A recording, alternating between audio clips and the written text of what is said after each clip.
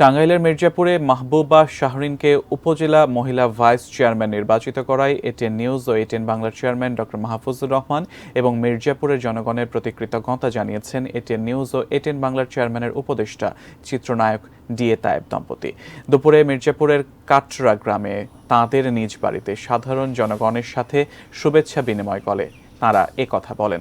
গত ৫ জুন বুধবার ষষ্ঠ উপজেলা পরিষদ নির্বাচনের চতুর্থ ধাপে মির্জাপুর উপজেলায় মাহবুবা শাহরিন মহিলা ভাইস চেয়ারম্যান হিসেবে কলস প্রতীকে বিপুল ভোটে নির্বাচিত হন। নবনির্বাচিত মহিলা ভাইস চেয়ারম্যান মাহবুবা শাহরিন মির্জাপুরের সাধারণ জনগণের পাশে থাকার অঙ্গীকার করেন।